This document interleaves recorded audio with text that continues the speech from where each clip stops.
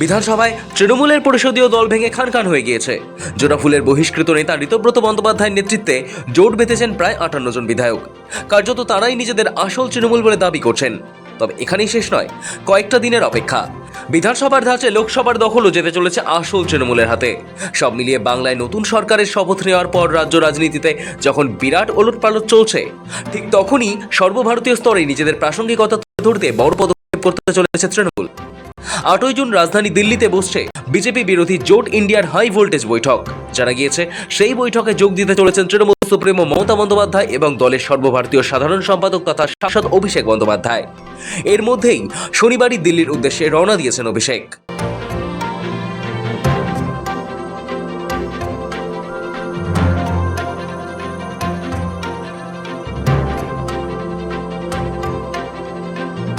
সদ্য সমাপ্ত নির্বাচনে বাংলায় তৃণমূলের অপ্রত্যাশিত পরাজয়ের পর তৃণমূলের অন্দরে যখন টালমাটাল পরিস্থিতি, তখন দিল্লির এই সফর এবং ইন্ডিয়ার শীর্ষ নেতাদের সঙ্গে এই বৈঠক রাজনৈতিকভাবে অত্যন্ত তাৎপর্যপূর্ণ। পাশে অখিলেশ রাহুল, সমন্বয় বাড়াতে মরিয়া তৃণমূল। বাংলায় ক্ষমতা হারানোর পর তৃণমূল নেতৃত্বের পাশে দাঁড়িয়েছিল বিরোধী জোটের শরিকরা। লোকসভা ভোটের ফলের পরে সমাজবাদী পার্টির প্রধান অখিলেশ যাদব খোদ কলকাতায় এসে কালীঘাটে মমতা বন্দ্যোপাধ্যায়ের সাথে দেখাও করেছিলেন। শুধু তাই নয়, কিছুদিন আগে সোনারপুরে অভিষেক বন্দ্যোপাধ্যায়ের উপর হামলার ঘটনায় তোলপাড় হয়েছিল রাজ্য রাজনীতি। সেই সময় জাতীয় স্তরে বিজেপির বিরুদ্ধে সুর চড়াতে ইন্ডিয়া জোটের প্রথম সারির প্রায় সব দলের নেতারাই সমাজ মাধ্যমে পোস্ট করে প্রতিবাদ জানিয়েছিলেন। কংগ্রেসের শীর্ষ নেতা অভিষেককে আক্রমণের তীব্র নিন্দা করেছিলেন তিনি। এই কঠিন সময়ে পাশে থাকার জন্য রাহুল গান্ধী, অখিলেশ যাদব সহ বিরোধী শিবিরের সমস্ত শীর্ষ নেতৃত্বকে সোশ্যাল মিডিয়ায় ধন্যবাদ জানিয়ে বার্তা দিয়েছিলেন অভিষেক বন্দ্যোপাধ্যায়।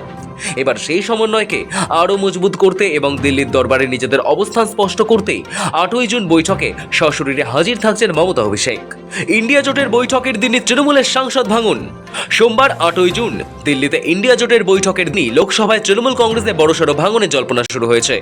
ঘটনাচক্রে সেদিনই সরকারি অনুষ্ঠানে যোগ দিতে দিল্লিতে উপস্থিত থাকার কথা মুখ্যমন্ত্রী।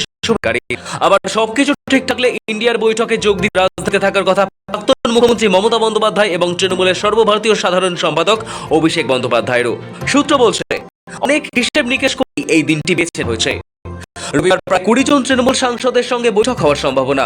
সব থাকলে সোমবার লোকসভার অধ্যক্ষের কাছে তাদের স্বাক্ষরিত চিঠি জমা পড়বে।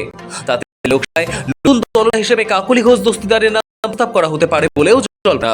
এদিকে লোকসভার রাজ্যসভাতেও তৃণমূলের ভাঙনের সম্ভাবনা নিয়ে জল্পনা, যার কেন্দ্রে সুখেন্দু শেখর রায়ের নাম।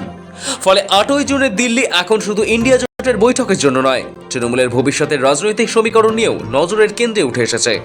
দিল্লিতেই মোদী বিরোধী ব্লু প্রিন্ট, প্রায় 18 জন সাংসদ দল ছাড়তে পারেন বলে খবর, জানিয়ে সরগরম রাজ্য রাজনীতি। এর মাঝেই হঠাৎ করে দিল্লি গেলেন অভিষেক বন্দ্যোপাধ্যায়।